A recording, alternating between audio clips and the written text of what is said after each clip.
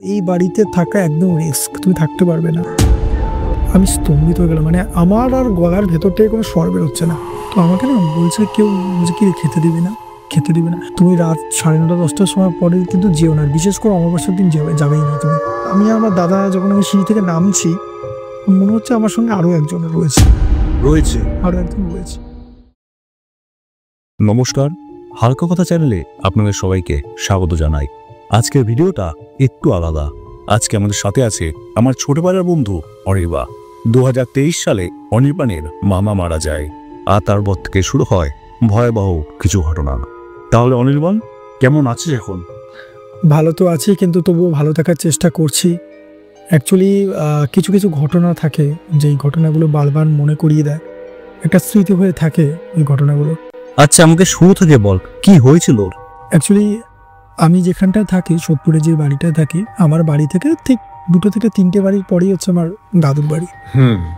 তো 21 তারিখ সকালবেলা, 2023 সালে 21 তারিখ সকালবেলা হঠাৎই আমার দাদু আমার বাড়ির সামনে চিৎকার করতে করতে এগিয়ে আসে। সময়টা ছিল 9টা 10 কি 15, তখন আমি অফিস যাওয়ার জন্য রেডি হচ্ছে। আচ্ছা।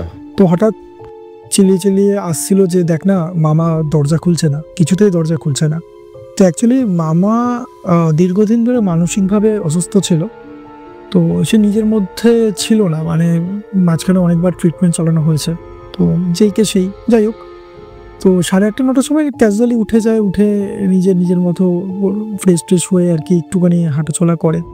তো সেদিনকে 9টা 9:30 বেজে যায়, দরজা না খুলে দাদু খুব টেনশনে পায়, আমার কাছে এসছে। তো আমি তখন জাস্ট রেডি হচ্ছিলাম বলে আমার মা রান্না করছিল, মা রান্না ছেড়ে যে দেখলো যে কেন দরজা খুলছে না। হঠাৎই একটা বাজে চিৎকার, আমার 3টে বাড়ির পর থেকে একটা বাজে চিৎকার, যে মানে খুব কান্নাকাটির একটা চিৎকার আসছে। তো আমিও ছুটে গিয়ে দেখলাম দরজাটা ভেতর থেকে বন্ধ, মামার দরজাটা ভেতর থেকে বন্ধ, জানলা টালা সবই বন্ধ। তো এই যে দরজা খুলছে না, তো আমরা ভাঙার চেষ্টা করলাম দরজাটাকে। তো ভাঙতে গিয়ে দেখলাম যে কিছুতে ভাঙতে পারছি না, তারপর জানলাটাকে ভাঙা হলো। তখন দেখতে পেলাম যে মামা হ্যাঙ্গিং অবস্থায় ঝুলে রয়েছে। ও মাই গড! বুঝতেই পারছি সেই একটা সিচুয়েশন, মানে আমি নিজেকে ঠিক রাখতে পারছি না। আমার 2-4 জন বন্ধুকে আমরা ফোন করলাম, তো তারপর তাদের সহায়তায় দরজাটাকে ভাঙা হলো। দরজাটাকে ভেঙে দেখলাম যে হ্যাঙ্গিং অবস্থায় করলাম, যেহেতু মানে পুলিশ কেস হয়ে যাবে, যেহেতু নিজে আত্মহত্যা করেছে, তো আমরা কিছু হাত দেইনি। আমরা নর্মালি পুলিশকে ফোন করে, পুলিশ আসে, এসে তারপর যেরকম আর কি থানায় নিয়ে যাওয়া, পোস্টমর্টম হয়ে যাওয়ার পর তারপর আমরা নিয়ারেস্ট পানিহাটি মানে মহাশ্মশানেই পোড়ানো হয়। হয়ে যাওয়ার পর অ্যাকচুয়ালি যেহেতু তোকে আগেই বললাম যে দাদু আর মামা একটা বাড়িতেই থাকতো, ওরা দুজনেই থাকতো একটা বাড়িতে। তো সেই ঘটনাটা হওয়ার পর আর দাদুকে আর আমরা একা রাখিনি, আমরা ওই বাড়িটাকে সিল করে দিই, সিল করে দাদুকে আমাদের বাড়িতে নিয়ে যাই। তো নিয়ে যাওয়ার পর তারপর তো ওখানে মোটামুটি 9:30 10টার সময় আমরা মানে পুড়িয়ে আমরা বাড়িতে আসি, এসে তারপর চলে যাওয়ার পর তারপর মোটামুটি ঠিক ছিল।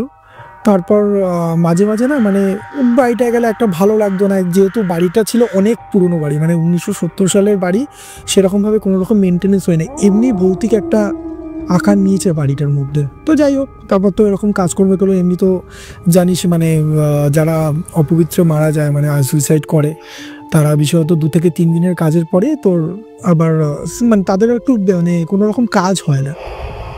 তো যাই হোক, তো এই ঘটনা প্রায় 3 থেকে 4 মাস কেটে যায়। তো আমরাও নর্মালি ক্যাজুয়ালি ছিলি, দাদুকে আমাদের বাড়িতে রাখতাম। আমি মানে 2023 সালের কথাই বলছি। 2023 সালে পুজোর সময় নর্মালি কি মানে একটুখানি রাত হয়, মানে ঠাকুর দেখে বাড়ি ফিরতে রাত হয়।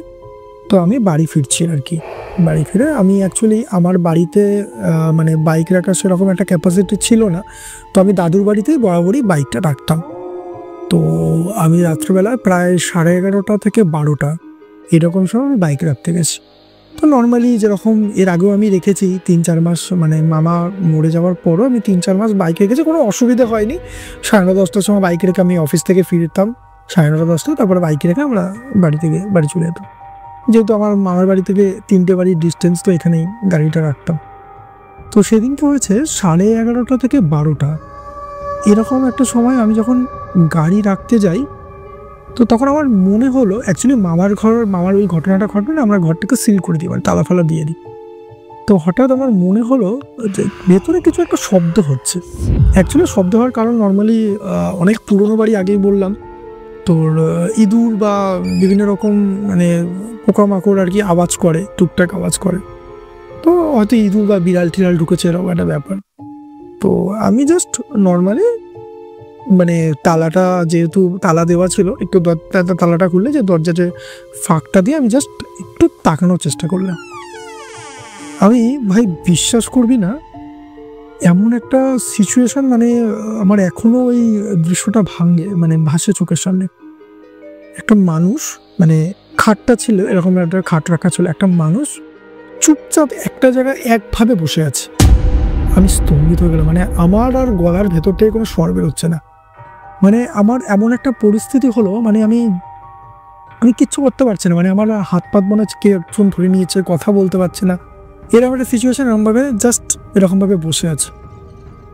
আমি তো মানে কি বলি, তো বাইকটা জাস্ট আমি লকও করিনি, আমি ওখান থেকে স্ট্রেট আমি মানে পালিয়ে যাওয়ার একটা চেষ্টা করি। মানে এতটা আমার ভয়ভীত হয়েছে, আমি বাড়িতে গিয়ে আমি মাকে আমি খুব জোরে ডাকলাম যে যেরকম একটা ইনসিডেন্ট আমার সঙ্গে ঘটেছে। তো অ্যাকচুয়ালি দেখো, আমি তো এগুলো তো মানে বিশ্বাস করি না খুব একটা, কিন্তু নিজের চোখের সামনে যখন এরকম একটা ইনসিডেন্ট দেখলাম, তো সত্যি মানে আমি এটা বিশ্বাস করতে পারছি না।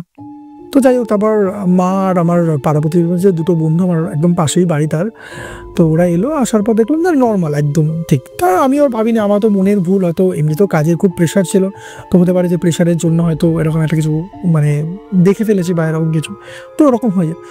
এইবার যখনই মানে ওই ঘটনার ঘটে যাওয়ার প্রায় 1 থেকে 1.5 মাস বাদে আমি প্রায় স্বপ্নের মধ্যে দেখছি যে আমাকে না খেতে দে, কিরে দিবি না আমাকে খেতে দে। অ্যাকচুয়ালি যখন মামা বেঁচে থাকতেন, ও আমি খাবার নিয়ে যেতাম, যেহেতু বাড়িটা খুব কাছাকাছি ছিল আর দাদু আর মামা একসাথে থাকতেন, তো রান্না করার মতো সেরকমভাবে কেউ ছিল না, দাদুরও বয়সটা অনেক বেশি ছিল, তো আমার মায়ের রান্না করে দিতেন। তো রাত্রেবেলা রুটি তরকারি আমাদের বাড়ি থেকে যেত। তো আমাকে না বারবার কেউ একজন বলছে, কিরে খেতে দিতে এলি না তো, খেতে দিতে এলি না তো, বারবার একটা মানুষ এরকম করে পোক করছে। এই ঘটনার পর এরকম প্রায় 3 মাস 4 মাস মধ্যে আমি স্বপ্নটা কন্টিনিউ দেখলাম।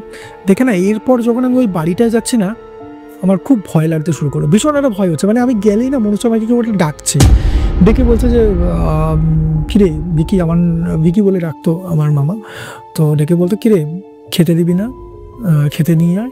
মনে হচ্ছে কেউ আমাকে এই ঘরটা থেকে ডাকছে, এবং এতটা ভয় হচ্ছে আমার ইয়ের মধ্যে। এই ব্যাপারটা না আমার ঘুমের মধ্যে কেউ আমাকে বলেই যাচ্ছে, কন্টিনিউ আমাকে বলছে যে কেউ খেতে দেওয়ার জন্য। তো আমার বিষয়টা না প্রথমত ভয় লাগেনি, তবে আস্তে আস্তে আমার ব্যাপারটা ভয়ের মধ্যে চলে গেলো, যে মানে ভয় লাগছে। তো তারপর আমি একটা বন্ধুকে, এরকম কি রোজ হচ্ছিল?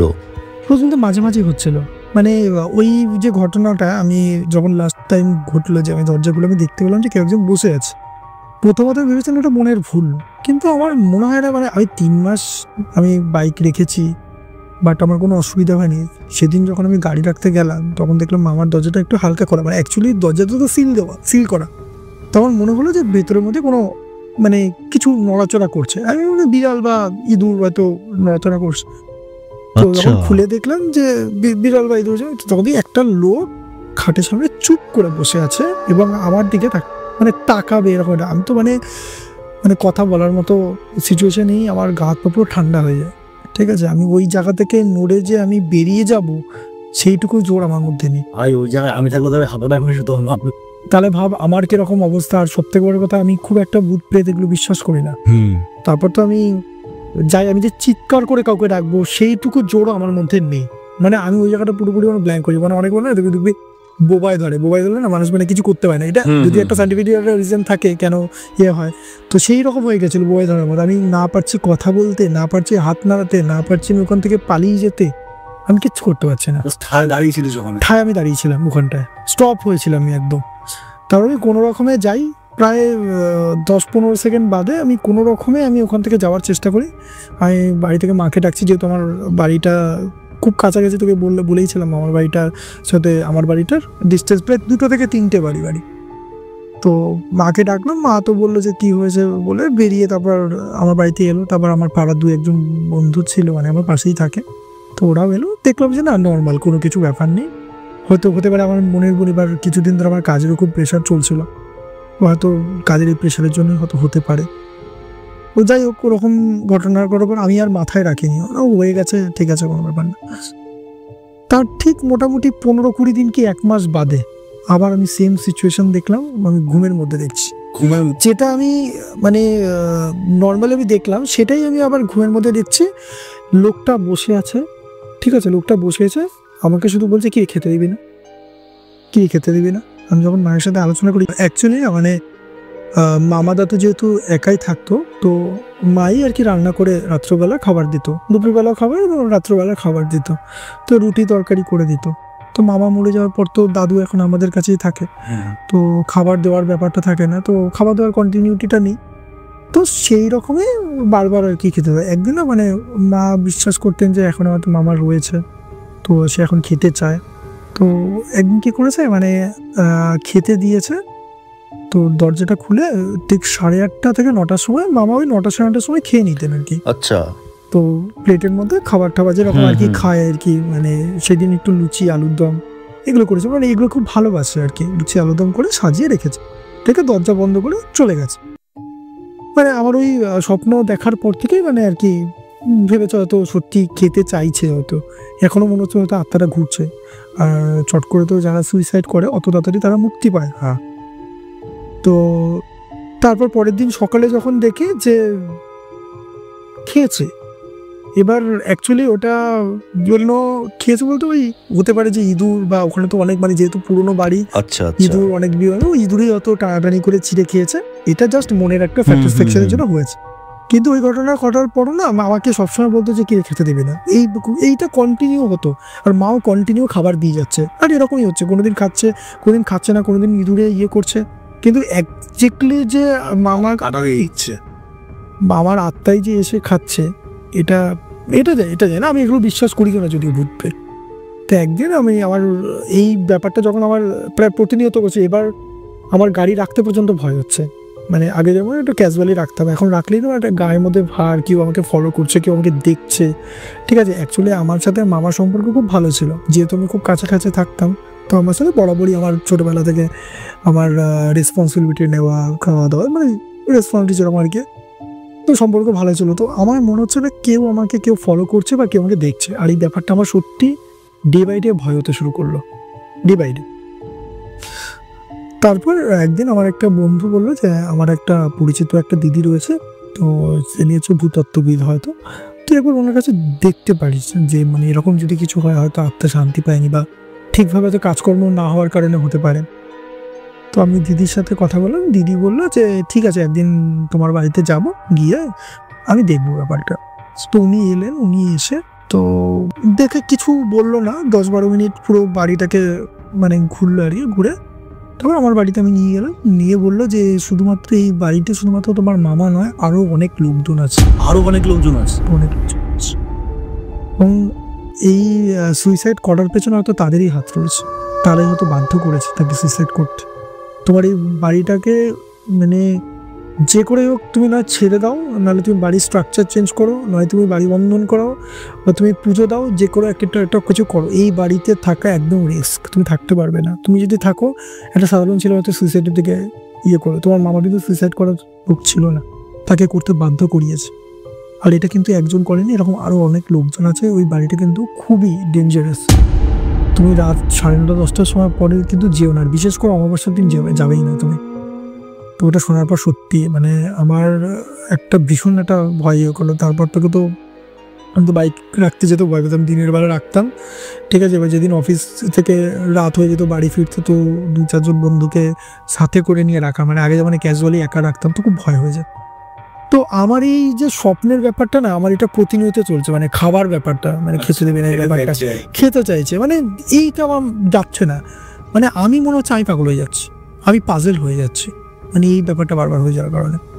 তবে একজন ঠাকুরমশাই একজন ছিল, তান্ত্রিক টাইপ অফ, তিনি মানে তন্ত্র সাধনাও করে প্লাস পুজোও করে, মা কালীর পুজো করেছে। ওনার কাছে যাই, তো উনি তখন বললেন যে তুই একটা কাজ কর, পিণ্ড দে, তুই গয়াতে পিণ্ড দে, আমার মনে হয় তারপরে আর কোনো সমস্যা হবে না। তারপর আমাদের ফ্যামিলি যারা রয়েছে, মানে আমি ছাড়া আরও ভাগ্নেরা রয়েছেন, ও তাদেরকে জানাই। তো একদিন আমরা ডিসাইড করি যে পিণ্ডদান করতে যাব। আগে থেকে টিকিট কাটি, যেহেতু অনেকটা ডিস্টেন্স বিহারে গয়াতে যাব। তো পিণ্ড দেওয়ার জন্য সব কিছু একদম ঠিকঠাক যায়। এবং পিণ্ড দেওয়ার যে নর্মাল যে নিয়মকানুন, মানে একটা হচ্ছে স্বাভাবিক, একটা হচ্ছে অস্বাভাবিক। তো আমার যেহেতু অস্বাভাবিক কারণে যাব, তো 3টে জায়গায় পিণ্ড দিতে হয়। একটা যে যারা অপঘাতে মারা গেছে তাদের সাধারণ যারা মারা গেছে তাদের হচ্ছে এই বিষ্ণু যা একটা মন্দির রয়েছে, বিষ্ণুর একটা মন্দির রয়েছে, সেখানে ফুলকুনিতে আর বট গাছের এই 3টে জায়গায় দিতে হয়। বা যারা অপমৃত্যু মারা গেছে তারা এই 3টে জায়গায় দেওয়ার পর যেতে হবে প্রেতগয়া, প্রেতশিলা। আচ্ছা, প্রেতশিলা বলে একটা জায়গা আছে যেখানে বাপি তুই বিশ্বাস করবি না, প্রায় 700 থেকে 750 সিঁড়ি উপরে গিয়ে আমাকে পিণ্ডদান দিতে হবে। 700 থেকে 750? 750 সিঁড়ি, এক্স্যাক্টলি কাউন্টটা আমি জানি না, কিন্তু 700 থেকে 750 অ্যাভারেজ এরকমই। তো সেদিনকে তো উপোস করেছিলাম, সম্পূর্ণভাবে উপোস ছিলাম। উপোস করে তারপর টোটো ফিক্সড করে বিভিন্ন জায়গায়, যেটা তোকে বললাম, বিষ্ণুজাগ মন্দির, ফুলকো নদী, তারপর তোর ওই বটগাছ, এগুলো সব কমপ্লিট করার পর আমি যাচ্ছি তোর পিণ্ড দিতে ওই প্রেতশিলাতে গেলে মানে ওখানে যারা অপবিত্র মনে যায় তারাই একমাত্র যায়, যারা পিণ্ড দিতে যায়। তো একটা ঠাকুরমশাই যে আমাদের মানে প্রথম থেকে গাইড করছিল, আমরা ভারত সেবাশ্রমে ছিলাম, তো সেখান থেকে আমাদের পুরোহিত দিয়েছিল, সেই পুরোহিতই গাইড করছে। আর প্রেতশিলার জন্য একটা আলাদা পুরোহিত ছিল, তারই একজন পরিচিত, মানে সে ওই 3টে কাজ করানোর পর তাকে ট্রান্সফার করে দেয়। আচ্ছা, সে আমাদের প্রেতশিলাতে নিয়ে যায়। ও প্রেতশিলা দূর থেকে দেখলে একটা ভীষণ একটা ভয়াবহ, মানে একটা সিঁড়ি, মানে একটা বিশাল একটা পাহাড়, ওই পাহাড়ের ওখান থেকে সিঁড়ি গিয়ে একদম ওপরে গিয়ে উঠেছে, এরকম টাইপ। তো আমি নর্মালি যখন প্রেতশিলাতে 10টা সিঁড়ি ওঠার পর প্রথমে নিচে আগে পিণ্ড দেওয়ার জন্য আর কি মন্ত্রোচ্চারণ করতে হয়, জল নিতে হয়, মানে ওই জলটাকে নিয়ে ওইখানে গিয়ে পিণ্ডটা দিতে হয়। পিণ্ড থাকে, মানে পিণ্ডটা পাকিয়ে দেবে, সেটা আমি বিশ্বনাথ মন্দিরে গিয়ে আমি সে পিণ্ডটাকে করেছিলাম। তো এরকম 4-5টা পিণ্ড থাকে, ওই একটা পিণ্ড থাকে সেটা হচ্ছে যে অবশিষ্ট যে পিণ্ডটা, সেটা হচ্ছে প্রেতশিলাতে গিয়ে দিতে হয়। তো তারপর ওখানে নিচে মন্ত্রোচ্চারণ করা হয়, করে তারপর জল টল নিয়ে 10টা সিঁড়ি এগিয়ে গিয়ে পিণ্ড দেওয়ার জন্য যে প্রাথমিক মন্ত্রটা সেটা দিতে হয়। এবং যারা মোটামুটি ওই 700 সিঁড়ি কভার করতে পারে না, নিচেই দিয়ে দেয়, নিচেই ওখানে দিয়ে দেয়। বাট আমি মনে করেছি না, আমি যাব, এটা আমার মামার কাজ।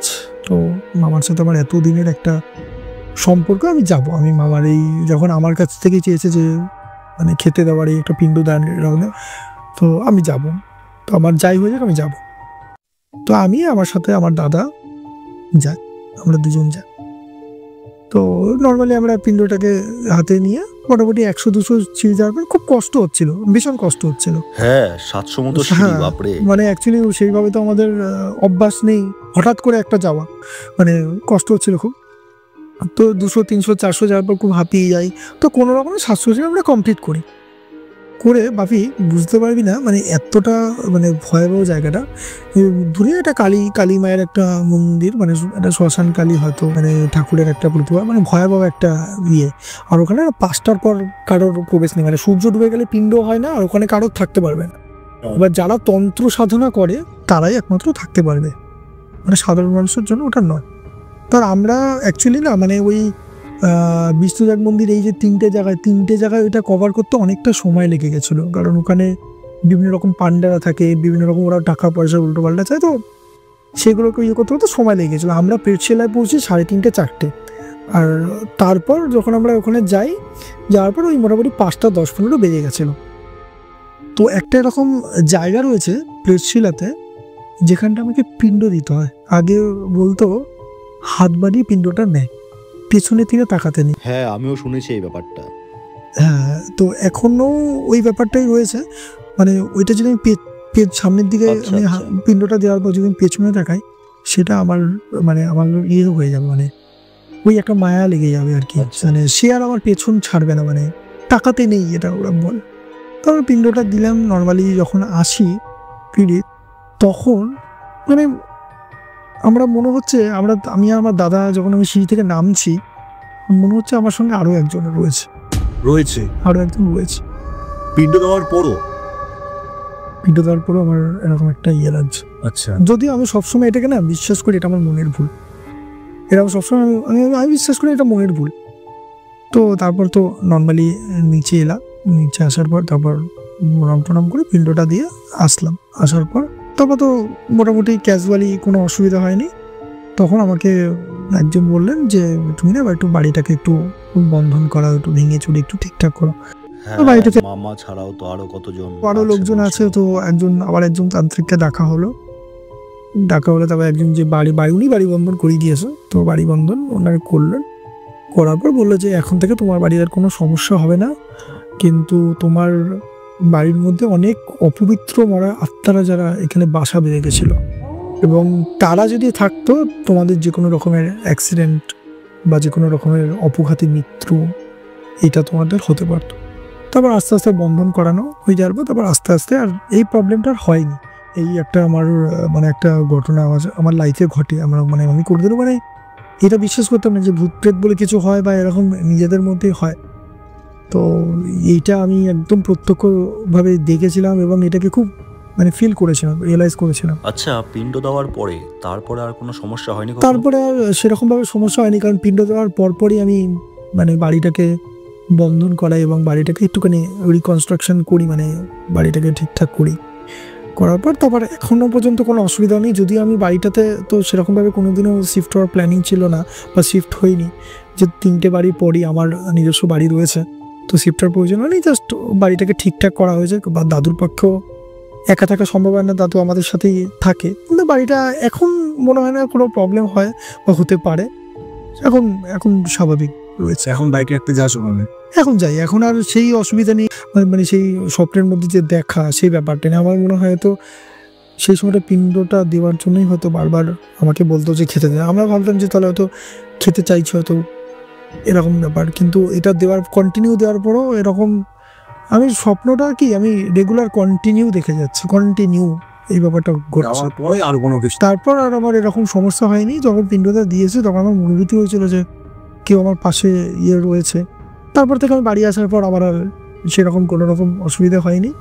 তারপর যে আমার যে দিদিটা দেখে বলেছিল যে তোমার মামা ছাড়াও আরও অনেকে এর মধ্যে হয়তো থাকতে পারে বা রয়েছে, তখন আমি বলে যে এখন আর কোনো সমস্যা নেই, এখন তোমরা ফ্যামিলি নিয়ে থাকতে পারো, তাতে কোনো অসুবিধা নেই, একদম এখন ঠিকঠাক। তোমার শুধু একটু মেনটেন করতে হবে, একটু পুজো আচ্ছা দিতে হবে, যাতে পরবর্তীকালে আরও কোনো অপবিত্র আত্মা বা কোনো রকম কিছু যাতে বসবাস করে। এই ভূত প্রেত নিয়ে যত আমরা হাসাহাসি করি সত্যি হয় তাহলে? হ্যাঁ হয়। অ্যাকচুয়ালি কি বলতো মানুষের তো মৃত্যু হয়, মানুষের শরীরের মৃত্যু হয়, কিন্তু আত্মা মৃত্যু হয় না। সে আত্মা অ্যাকচুয়ালি অপবিত্র যারা মারা যায়, প্রত্যেকটা মানুষের না একটা লাইফ থাকে, যে 60 বছর বাঁচে, কেউ 70 বছর বাঁচে। তো কেউ যদি 70 বছর যার বাঁচার আয়ু, সে যদি 40 বছর হঠাৎ করে মারা যায়, তাকে কিন্তু এখানে কাটিয়ে যেতে হয় 30টা বছর। এই 30টা বছর কিন্তু তারা বাড়ির আশেপাশে চারিধারে কিন্তু ঘুরে বেড়ায়, ঠিক আছে? তাদেরকে হয়তো আমরা দেখতে পাচ্ছি না, কিন্তু কিছু কিছু সময় অনুভব করি। তাদের কিছু ইচ্ছা আছে, স্বপ্ন ছিল কিছু, এগুলো তাদের পূরণ হয়নি। তারা কিন্তু চট করে ছেড়ে যেতে পারেন, মায়াটা থেকে তারাও তাদের প্রিয়জনের মাধ্যমে বোঝানোর চেষ্টা করে যে তাকে যাতে মুক্তি এবং আমি আছি এখানে, ওদের সাথে একটা অনুভূতি দেয় আর কি, একটা ফিল।